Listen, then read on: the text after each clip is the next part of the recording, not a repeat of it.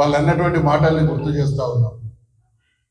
గత ప్రభుత్వం చేసినటువంటి అప్పులు తెలుసు, తప్పులు తెలుసు. అనేక దశాబ్దాల పాటు దేశాన్ని, రాష్ట్రాన్ని పాలించినటువంటి సుదీర్ఘమైనటువంటి చరిత్ర మా పార్టీకి ఉన్నది. సంపద సృష్టించడం తెలుసు, సంపద పంచడం తెలుసు అనేటువంటి గంభీరమైనటువంటి మాటలు మాట్లాడారు. మనమందరం కూడా ప్రజలు కావచ్చు, మాలాంటి వాళ్ళకు కూడా వాళ్ళకు అనుభవం ఉన్నటువంటి మాట వాస్తవమే. వాళ్ళు చెప్తున్నటువంటి మాటలు ప్రాక్టికల్గా ప్రజలకు వాళ్ళు ఇచ్చినటువంటి హామీలను నెరవేర్చడం ద్వారా చేసి చూపిస్తారనేటువంటి ఆశాభావంతో ఉంటాయి. కానీ 15 మాసాల కాలంలో మాటలు తప్ప, మాట తప్పడం, మడిమ తిప్పడం తప్ప కాంగ్రెస్ పార్టీ ఇంకొక విధానాన్ని ఎంచుకున్నటువంటి దాఖలాలు కనబడతలేవు. గతంలో చూసిన మేమందరం కూడా సుదీర్ఘ కాలం పాటు చట్టసభల పనితీరును గమనిస్తూ వచ్చినాం.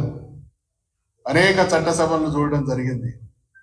కానీ ఈరోజు జరుగుతున్నటువంటి తెలంగాణలో శాసనసభ కావచ్చు, శాసన మండలి కావచ్చు, ఈ ప్రభుత్వం ఎంత దుర్మార్గంగా వ్యవహరిస్తా ఉన్నది అని అంటే, చట్టసభలు పనిచేసేటువంటి సమయంలో ప్రజలంతా ఎంతో ఆదుర్దాగా ఎదురు చూస్తారు.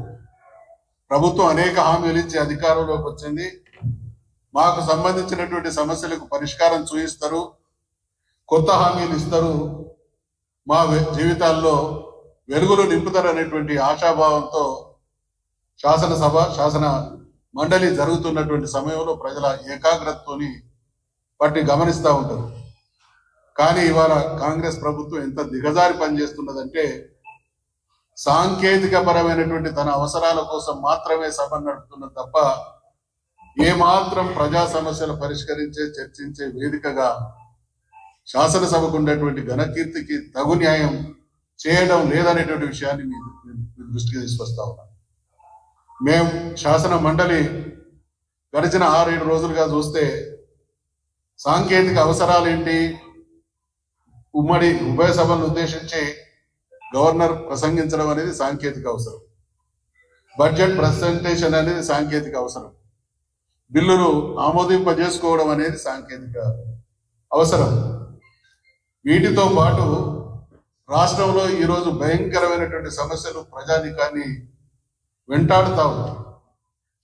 సాగునీరు విషయం చూసినా, తాగునీరు విషయం చూసినా, కరెంటు విషయం చూసినా, గతంలో ఇచ్చినటువంటి హామీల అమలు విషయం చూసినా ఎక్కడ కూడా వాటిని జోలికి పోయి వాటిని చర్చించి నిబద్ధతతో వాటిని పరిష్కరిస్తామనేటువంటి భావన జరుగుతున్నటువంటి కార్యక్రమాల్లో కనబడలేదు. ఇందాక గౌరవ శాసనసభ్యులు అనేక ఫార్మాట్స్లో అనేక రకాలుగా సమస్యలను చర్చించేటువంటి అవకాశం ఉంటుంది. హక్కులు సభ్యులకు ఉండేటువంటి, గౌరవ సభ్యులకు ఉండేటువంటి హక్కు ప్రశ్నలు. మా దగ్గర 7 రోజులు శాసనసభ జరిగితే 2 రోజులు మాత్రమే, అంటే శాసనసభలో చర్చలు కానీ సమయం కానీ వాళ్ళకి ఎక్కువ టైం కొంత అవసరం ఉంటుంది మాకన్నా. మాకు సమయం తక్కువనే అయినా మా సభలో కూడా ప్రశ్నావళిని రద్దు చేయడం జరిగింది అని అంటే, ప్రశ్న రూపేణ ప్రజల సమస్యలు వచ్చినా సమాధానం చెప్పేటువంటి స్థితిలో ఈ ప్రభుత్వం లేదనేది స్పష్టంగా కనబడతా ఉంది. శాసనసభ, చట్టసభల స్థాయిని ఇంతగా దిగజార్చినటువంటి చరిత్ర గతంలో ఏ ప్రభుత్వానికి కూడా లేదు. మేము చాలా సందర్భాల్లో బడ్జెట్ గురించి కామెంట్ చేయమనంటే నిరర్ధక బడ్జెట్ అనేటువంటి కామెంట్ చేసేవారు. ఇవాళ నిరర్ధక పాలన స్థితిలో కాంగ్రెస్ ప్రభుత్వం, రేవంత్ రెడ్డి నాయకత్వాన దుర్మార్గమైనటువంటి పాలన కొనసాగుతున్నది. కాబట్టి బీఆర్ఎస్ పార్టీ నేరుగా అధికారంలోకి వచ్చినటువంటి పార్టీ కాదు.